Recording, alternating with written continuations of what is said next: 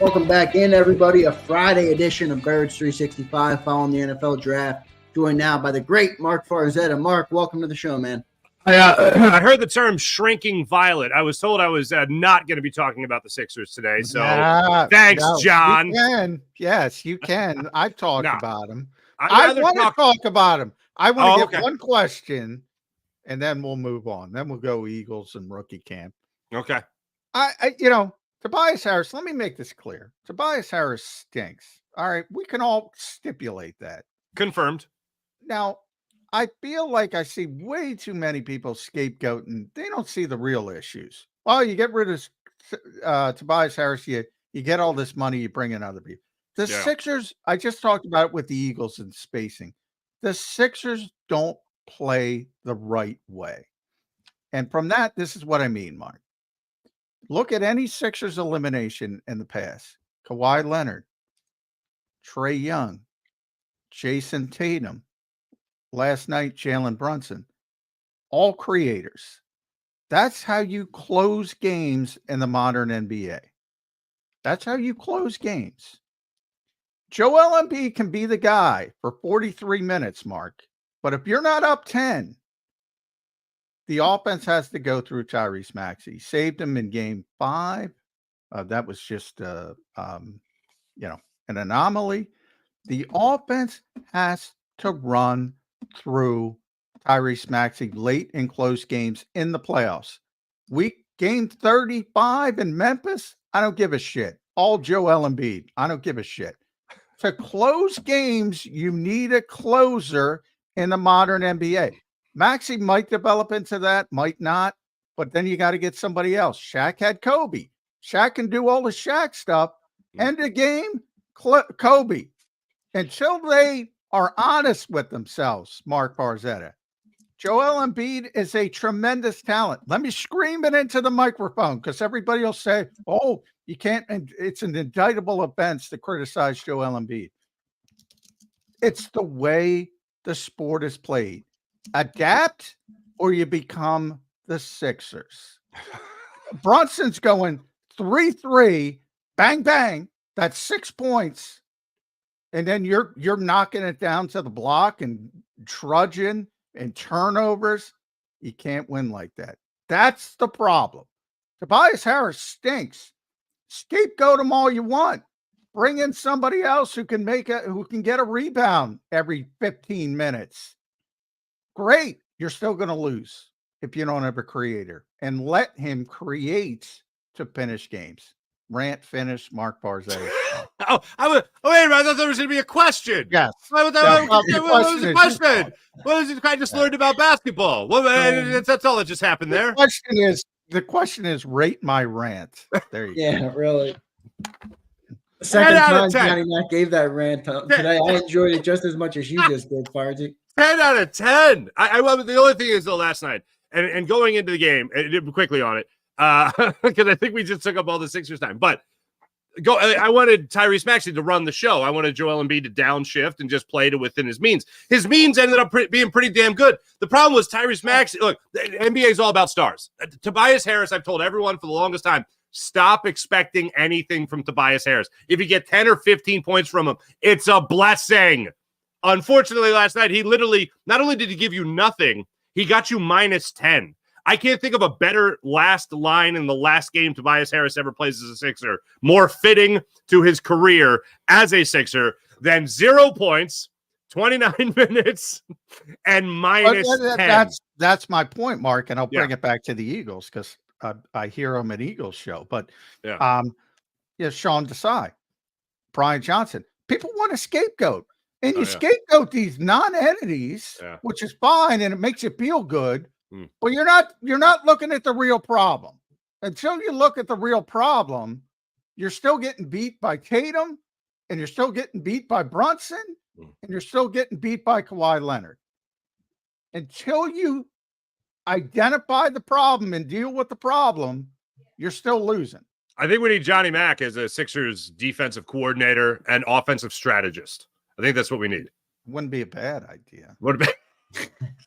You wouldn't have had that blown coverage. You wouldn't have had that blown coverage that left Josh Hart alone at the top of the key. the end of the game. You got to be willing to step on some toes and say, and it's not easy. I'm not saying it's easy, because you got this organization, when it got Joel Embiid, was in the shitter. Let's be honest. They had no cachet, joke.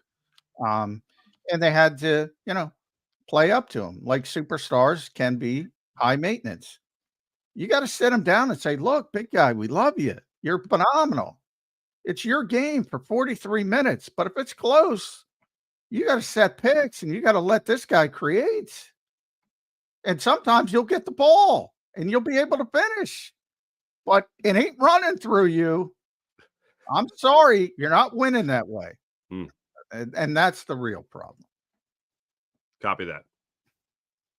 Let's get it back to the Eagles. As far as the rookie camp starting, the Eagles get a haul of new picks in the draft. What's your first reaction to the NFL draft that the Eagles had? I thought they did pretty good, got great value, but a lot of praise coming for Howie Roseman right now. What say you, Marc Farzetta? I saw that the Pat McAfee fella. Two things. One, he's like wearing sleeves now and everything, which is wild. But the other thing is he had it's short sleeves. And then he had Howie Roseman on yesterday, and he was. I saw he had Howie on. I'm on my show, Howie. Howie was.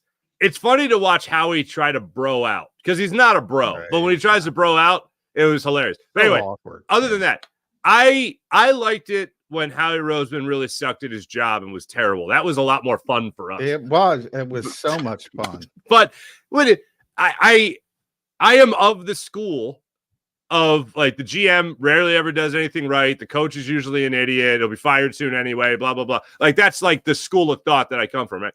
But damn it, ever since Rieger and that Justin Jefferson fella, Howie's done a hell of a job. And the idea of the 3 straight drafts, getting Jordan Davis, trading for A.J. Brown, you get Jalen Carter, somehow that happens, and then in the very next draft, you get Quenyon Mitchell falling to you at 22. That's not a mistake. I don't know who it was that asked Howie Roseman the question, but I think the vast majority of us were expecting the Eagles to go offensive line in the first round, whether it was a 22, 20, 25. I think most people were expecting offensive linemen. Howie was asked the question during, I think, the end of the draft press conference. If I had told you before the draft, Howie, that you were going to take an offensive lineman, you weren't going to take an offensive lineman until the 5th round. Yeah, exactly. You were going to take an offensive lineman until the last pick you had in the 5th round. Would you have been surprised? He was like, yeah. like a rare moment of honesty. John, I don't know if I've ever seen Howie Roseman more open and honest than he was. Maybe he was a little punchy just because he had made so many moves and he was a little dazzled after a long 3 days. Exactly. And he was open and honest about everything. At least that's the way I read it. And I don't think I'm the only one that did. But Quenyon Mitchell, Cooper DeJean. I might start calling him DeJean Cooper. That's not a bad nickname. Rolls off the tongue. Hey, he said he'd accept Cooper DeJean. Yeah. Like Dallas Goedert shot me down when I pitched him other names other than Dallas when he was drafted by the Eagles. Cooper DeJean saying he might go with the change there. I love it at all. I also love the fact that he listens to Frank Sinatra as part of his pregame ritual. So that's a good thing. Never a bad thing. Never a bad thing. I really like what the Eagles did, and they needed defensive help. I wanted them to if it was up to my prediction and my desire were two different things. My prediction was that the Eagles were going to go offensive lineman in the first round. My desire was that they would take a corner. They got arguably the 2 best corners in the draft. They got arguably the best corner in the draft, and at least 2 of the top 5 at worst in the draft. So I'm very happy. And I knew they needed help. I like the versatility of Cooper DeJean's game. The only possible tweak, which again would be a desire and never a prediction, would be when Cooper DeJean went, I went, okay, how long is it going to take for Edgerrin Cooper to go off the board? Is it going to be into Kobe Dean thing where he's going to slip to the 3rd round and we all don't know anything or whatever? And he went 5 picks later, I think it was. Yeah. So, well, ironically, it was to Green Bay, who the Eagles traded ahead of to get Cooper DeJean. So they were probably going to take Cooper DeJean. They dropped back because the Eagles stole him, and they get Edgerrin Cooper. So that will be an interesting story. What you bring up with Howie, and you as a talk show guy who covers everything, Phillies, Sixers, Flyers. Yes, it's more. You can see me. I have fun ripping the Sixers. I love it. It's so easy. I can't. I got to talk about this team 2 hours a day. Yeah. The guy makes too many damn good decisions, and people say, "I'll rip him. I'm waiting to rip him." It's hard to rip him. Yeah. He does a really, really good job. When they finally, who was their Shipley was their first offensive player taken. Yep, 4th round. And I Fourth kind of round. ripped him about that. Offense. I little spots. I find little spots. Shipley and Anaya Smith. Anaya Smith. These are versatile guys. These are guys that can catch the football. These are guys that, if you need them in a pinch, could be running back. I like that Smith lists himself as that dual threat on his hype tape, by the way. These are versatile guys. And I know we've gotten in this argument in the past, John, but I like, every once in a while, I like it when a hitter steps up to the plate and hits a single. I would like for Jalen Hurts to embrace the single a little bit more. Embrace the slap hitter every once in a while.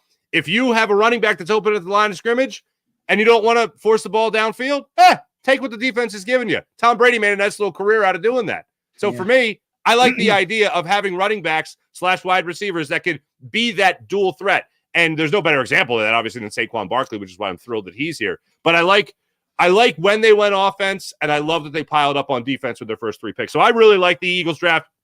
All the national pundits that go with an A or an A+, I'm right there with them. The only thing that I really look at with let's see how that works out. And I still like the pick. It's not like I think Cooper DeJean is some hack, but interesting. Interesting. Well, that Drew Cooper was right there. You know, I want to see a big back like Jordan Howard. Remember Jordan Howard for that little stretch, or even Jay Ajayi. It's almost like if they think they keep bringing in these little guys, they're going to force Jalen Hurts to use them in the backfield. Yeah, right. I'd like to see a one-cut runner, but this is the kind of nitpicking I have to do. North-South guy. They've already had DeAndre Swift was a great receiver. You don't know it because they didn't use him. He was a great receiver in Detroit. Kenny Gainwell played receiver at times. He was so good in Memphis in college. They don't use him that way. So what makes you think they're going to use Saquon or Will Shipley any better? Now, Saquon's got much more talent, so it'll probably be a little bit better, but you get my point when it comes to always trying to get the same theme of running back. Why not mix it up? Give me a little thunder and lightning. Give me a little, give me somebody who can move the chains and do it back behind this offensive line, Marc Farzetta, which I've always wanted to see a one-cut north-south runner with this offensive line to see what he can do. But they love these guys who, he's so versatile. He can catch the football out of the backfield that we never throw. All right, great. Maybe when you get Tom Brady or a quarterback like Phillip Rivers, who Nick Sirianni loves, then you need that back. Right now, I don't know if you need that back. Well, here's my thing. If you're a fan or even a coach, like maybe you're one of the coaches on the staff that really want Jalen Hurts to start hitting running backs, the game that really haunts me from this past season is the Seattle game. And there were 2 instances where a little check down, little dump down at the line of scrimmage, you win that football game. Oh, yeah. If they were just patient, they win that game. Yeah, that too. Yeah. Like the perfect example is you and I have talked a lot, John, about, and Xander, I know you've had this conversation as well, the situational football with the Eagles. 3rd down, great. But like situational mindset, good strategy football is something that still needs to be drilled into Jalen Hurts' head, maybe A.J. Brown's head. And that is, hey, if you're up 4 points in the 4th quarter and you have the ball and the other team's, 45-yard line, 1st and 10, maybe don't take that shot into the end zone. I still say this about that Seattle game, and I'm with you. Yeah. They forced that ball. They went off the reservation. But I'll tell you what, A.J. Brown took responsibility as we're sitting here on May 3rd of 2024, I believe. I think that's the correct year. Yes. Jalen Hurts has never taken responsibility for that. Oh, Yeah. trade him. Trade him. I'm not saying that, but I know. people rip AJ. He's not a leader. He's the one out there taking responsibility for the mistake. Let me put this on record real quick. All right, because I love AJ Brown. So do I. And watching his press conference, I'm like, how do you? It's so easy to look at a wide receiver that talks and be like, diva. You know what I mean? Yeah. I'm sorry, somebody else isn't speaking up.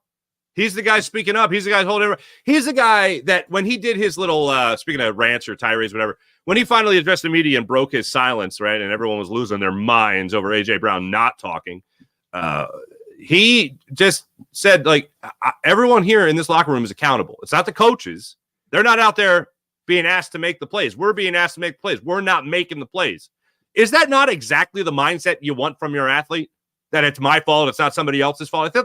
I thought that's the mindset that we love in Philadelphia. Now all of a sudden that's a diva. Like, that doesn't make sense. So yeah, put me on the record. I love AJ Brown. Yeah, and John says it all the time. He's one of the most misunderstood athletes, John. I think you said you've ever covered, because it's easy to slap the diva tag on him, but he's not a diva. He's not. And John, you say I don't talk to him behind the scenes like you do, but you do say he's a great guy, both on and off the air, which is cool to hear. I will say that about Jalen Hurts, though. I don't want to change the guy from what he is, but boy, I wish he was more of a vocal leader, especially when you're 1-7 down the stretch and he's sitting on the. I'll get it. It's easy to analyze it from my couch and say, why is Jalen Hurts doing that? But somebody's got to do it. You're making $50 million a year. You're the quarterback of the football team. Go and light a fire under somebody's ass and get him to play. I'd like to see I'll defend now. I'm going to defend Jalen after Good, hit me with it. Well, from Jalen's perspective, when he was winning 24 or 26 or whatever the hell it was, everybody was like, "Oh, it's so great. He's a flat line. Yeah, he's so calm on the sidelines. He never gets overwhelmed. It's all great." And then when they start shitting the bed, it becomes a problem. Which Jalen said, and he's right. He is who he is. You can't change who he is. That's but do different times call for different measures, John? I mean, well, if you're a stoic guy, don't change a thing. But when you're 1-7, maybe I got to change. If you're an energy guy like Marc Farzetta, you're an energy guy. You're not gonna temper it down for some nut job like me. If you're more understated, you're more understated. You're not going to change your personality on a dime. Then you just look like a bipolar lunatic, really, if you think about it. I mean, you're going to act like a. I often wonder, Marc Farzetta, if Tom Brady was having some of his mashups on the sidelines in Philadelphia, where he's throwing Microsoft Surface pad. I don't want to dispute. Everybody says iPads. Poor NFL not getting their plug-in. Microsoft Surface pads. Do they still exist? When he's having those meltdowns, how would that have gone over in Philadelphia? Good if they win, bad if they lose, right? Was he still like racking up Super Bowls and all that stuff? Was that still going on? Probably not. Maybe 2. Yeah. Probably not 6. Or whatever. Yeah. I mean, my point is, look, emotional's great if you win. It ain't great if you lose. Mm-hmm. Stoicism is great if you win. It ain't great if you lose. Oh, yeah. Same conversation with AJ Brown, though. Yeah, I really admire stoicism. And I at times personally, I mean, I know you guys were talking about like my energy and all stuff. Like I at times I have to do an impression of somebody who is stoic. Energy. Yeah, so does Brandon. Yeah, Brandon admits that. Oh, I thought you're going the energy route. Brandon, BG will say, "Hey, sometimes I gotta manufacture this bullshit." Yeah, well, yeah, but everyone, when everything is setting itself on fire, like at the end of the season, for instance, I think some people, their brand of leadership or their style of leadership is probably the better way to say it, is I'm still going to be the guy that says everything's cool. We got this. No matter, hey, we got this. And in Jalen's case, like I think in Philadelphia, Chase Utley is one of the greatest leaders we've ever seen in the sports community in Philadelphia. Other than the 3 really famous words he said, he might have said 4 other words in his entire time in Philadelphia. He led by example, but he picked his spots. Jalen Hurts, I could see being that same type of guy. And we all know this. You don't have to be an athlete to know this. Everyone knows somebody at work that's just the quiet to themselves type, puts their heads down, put their head down and just does their job. Jalen Hurts, you can be that to an extent, but you have to pick your spots. But the moment that person steps out of character is the moment that person's pushed aside. Because it's like, well, dude, you're just doing this because you feel like you have to. This isn't genuine. And that really, really loses its gusto. And I love the idea of Jalen Hurts still speaking, but when it's called for, not forcing the issue. The other guys are already the vocal leaders in that locker room. A.J. Brown is already a vocal leader in that locker room. I get that. Brandon Graham's still a vocal leader, even though he does skew to the side of optimism, and it's all good. But for me, I think Jalen Hurts doesn't have to force it, but there has to be situations there where he does have to take the responsibility of not rah-rah, flip a table over, smash a Surface tablet, whatever, but just pick his spots if things start to go awry or they're not practicing right, things aren't looking good, to make sure that he gets those guys focused. And that's the old adage for quarterbacks is it's, when you're successful, it's we. And when you're not, it's me. And that's why I bring up Seattle. He should have been the first one saying, you know what? Don't blame Nick Sirianni. Don't blame Brian Johnson. Don't blame A.J. Brown. Blame me. I made a mistake. I made a bad read. I made an underthrow. I threw it in the double coverage. That's where I think would hold some water more, that old adage. Whereas AJ was the one who had to step up and protect the coaches. And because Nick, by the way, showed leadership. He was like, remember that convoluted explanation? It was the dumbest thing ever. And AJ even said, this guy looked like a fool for us. He said that about Nick. Yeah. He was like, he looked like a fool for us. Yeah. And yet AJ's the diva. Yeah. Well, here's where I'll disagree though on Jalen Hurts, and I agree. I don't want him to not be himself, and I do think there will be some disingenuous if he does that. But I think not being different than you are, but expanding who you are to match the moment is part of playing with that contract. I think that's fair. A rookie quarterback that's coming into the league anymore. A second round pick, slightly understated. If the time calls where you're the $55 million quarterback and you got to step up to get your team out of a 1-7 rut or get prepared to go play Tampa in the playoffs, expand, be bigger, be better, approach that moment in a growth mindset versus this is what I am. I'm not going to be anything I'm not. If what you are isn't working in that moment, you got the contract, expand, be bigger, be better. I agree. I think that's a good way to put it. The example that I bring up is, and this is after Jalen Hurts was asked about expanding the role or being more of a leader. Do you feel like you have to change and all that stuff? The one example I'll bring up is Quez Watkins getting that start last year. And it was the game that Devontae Smith missed after he hurt his ankle, I think it was. And he texted Quez Watkins and said, hey, be ready. And my only thing is, and this is nitpicking 100%, but if I have to look at one example of maybe one thing that's different, maybe instead of the text message, instead of Quez Watkins putting it out to the media, Jalen texted me. Maybe Jalen came up to me out on the practice field and really talked me up and really told me how much this team needs me and I'm going to be ready to go. And maybe it's a little bit more of a personal connection. I understand, John, I think your take on it was it's what they do. They text nowadays. Yeah, but I think maybe that's the next step. They probably, look in the eye. I would say Quez's locker was a good 25 feet away from Jalen's locker, so that's a long way to go, Mark. Good Lord, that's a long way. Whereas you could just pick up the phone and say, "Hey, be ready." I can't walk 25 feet and say, "Be ready." I might do that to Ed Kratz today as we're going down there. I'm going to see him, but I might text him. Put your arm around him. Be like, "Hey, Kratz, we're going to need you to step up a little bit today, okay?" Yeah, we need you to step up. I don't want to say it face to face. Come on, that's awkward. Oh God. Oh, good times. Farzy, rookie camp coming up. Who are you most excited to see or to learn a little bit more about from the Eagles draft class? Will Shipley is the guy that I'm looking at the most.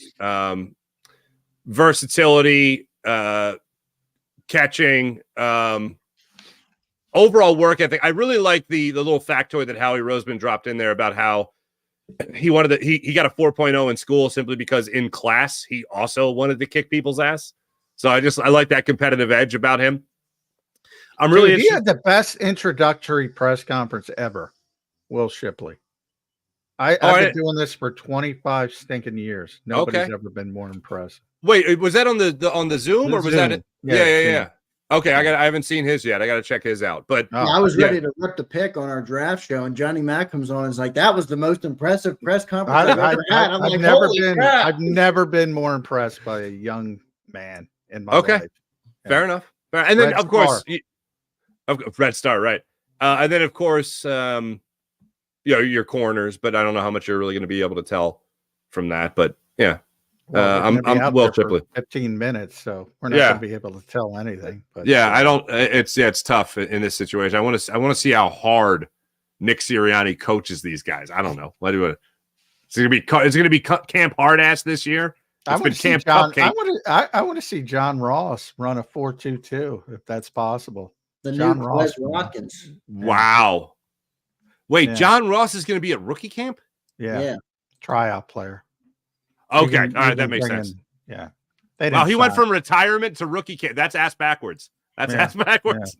Yeah. They're bringing in Jakeem Grant as well. If you remember him, he was a good kick returner, had about, 5-6 kickoff returns. They're bringing him in for a tryout as well. So that's good stuff. At Marc Farzetta, make sure you follow Marc on X, Twitter, The Barzy Show, everywhere. Twitch, Twitter, Facebook Live. How many other? JAKIB Media, JAKIB YouTube page. Everything. How many platforms? Everything. Everything, Xander man. told me Birds 365 has 1 million. I don't know if this is good, but it sounds like a lot to me. It's good. 1 million podcast downloads. We crossed 1 million. Holy. I give all the credit to the appearances of Marc Farzetta. Well, yeah. I mean, rightfully so. I mean, if we're talking about divas, I mean, who's the diva involved with JAKIB Media? That'd be me, obviously. That's true. No, congratulations. That's awesome. Yeah. Yes, I think it's awesome. I don't know. It is, Johnny Mac. Yeah. By every metric, that's a good number to have, especially for podcasts, which works different than YouTube than it does over there. So good stuff. We appreciate everybody in the chat box. I even see big cells in the chat box. So drop us a like in the chat to help us reach 2 million podcast downloads. So, Marc, good stuff. Thanks for joining today. Thanks for bringing the espresso energy. I was a little surprised by your comeback to John Sixers rant. I thought you were gonna.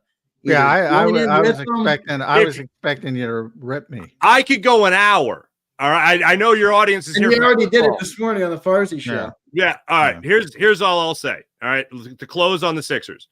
Last year I wasn't pushing Joel Embiid out the door. This year I'm not pushing Joel Embiid out the door.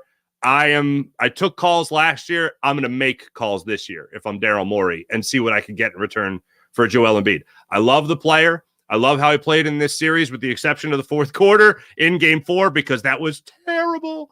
But he did gut it out. I can't call him soft. The guy played on one leg, Bell's palsy and all that stuff. I absolutely love the player. I wish he was here for 5 years playing for MVP awards and championships and all that. But I'm done with Joel Embiid. All right. I like inching off the protection at all costs. Too many people do that. Yeah. Great player. I have never criticized the talent, but he has to understand there are moments where he can't be the guy. You said close it on the Sixers. That's the problem. They don't have a closer. They need to find a closer. Hopefully that's Tyrese Maxey, but we don't know. We saw it in game 5, but that was desperation. He's got to be in the Jalen Brunson role of creating everything in the waning minutes of a game.